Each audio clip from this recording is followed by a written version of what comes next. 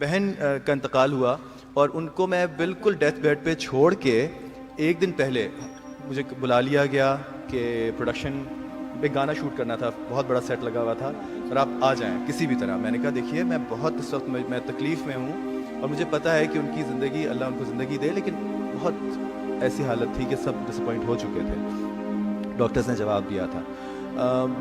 उनको छोड़ के मैं गया हूँ और जैसे ही मैं पहुँचा हूँ वहाँ तो मुझे कॉल आई कि आप वापस आ जाएं। और मैं गाना शूट कर रहा था और in the middle of the song मुझे कॉल आई और मैं जिस तरह वो मैंने सफ़र किया था और मैं उस सफ़र में मतलब मैं पूरे रास्ते चीखे मार मार के रो रहा था, इसलिए कि हम लोग भी उसी तरह टूटते फूटते हैं।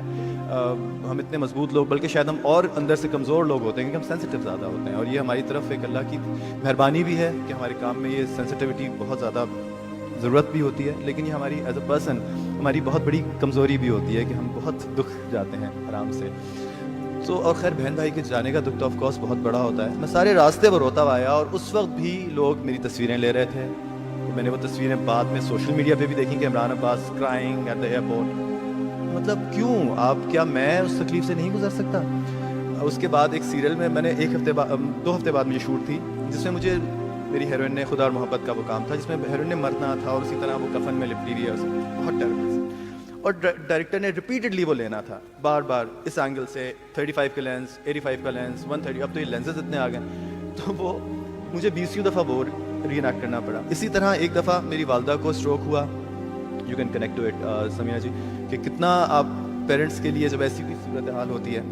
और मैं स्काइप पे था अपनी मम्मी के साथ और मैं इंडिया में फ़िल्म शूट कर रहा था और गाना था एक बड़ा फेमस हुआ था, वो मोहब्बत बरसा दे रहा था और उसमें बारिश हो रही थी और मुझे बुखार था, सब कुछ उसमें मुझे शूट करना था इसलिए कि इंडिया का वीज़ा का इशू था कि दोबारा नहीं लग सकते थे, बिपाशा की डेट्स नहीं थी। और मुझे अचानक मम्मी से स्काइप करते करते मैंने कहा उनका थोड़ा सा चेहरा थोड़ा सा डिफॉर्म हो रहा है। मैंने बहन से कहा, मैंने कहा इनको देखिए मुझे सही नहीं लग रहा है इनका फेस। मैंने कहा हाँ, मैंने कहा फ़ौरन डॉक्टर की तरफ लेके जाएं इनको। और उस वक्त उनको स्ट्रोक हो रहा था, तो शुक्र है कि ये मैंने उस वक्त उनको हॉस्पिटल हम ले गए।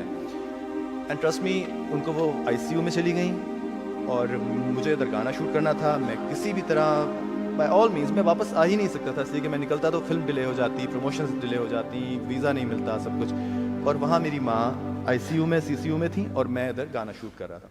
ये सारी तकलीफ़ें मैं इसलिए आपसे कहता हूँ कि आप किसी भी एक्टर को जज करने से पहले हम बड़े आराम से कह देते हैं कि शायद ये एक्टर, जब हम सोशल मीडिया पे कमेंट्स देख रहे होते हैं, हम लोग बहुत अनफॉर्चुनेटली एक अजीब से लोग हो गए हैं जो नेगेटिव बात करना बड़ा अपना फ़ख्र महसूस करते हैं। कभी अप्रिशिएट भी किया कीजिए। हम बड़ी तकलीफ़ों से गुजरते हैं और आप 1 मिनट में किसी को कह देते हैं कि इसने अच्छा काम नहीं किया, बुरा। चले काम के बारे में आप कमेंट करें, बिल्कुल करें, लेकिन एक्टर की ज़िंदगी, हाँ सब कहते हैं कि एक्टर्स पब्लिक प्रॉपर्टी होते हैं, हमारी ज़िंदगियाँ पब्लिक प्रॉपर्टी नहीं है। मैं सही कह रहा हूँ कि गलत? हमारा काम पब्लिक प्रॉपर्टी है।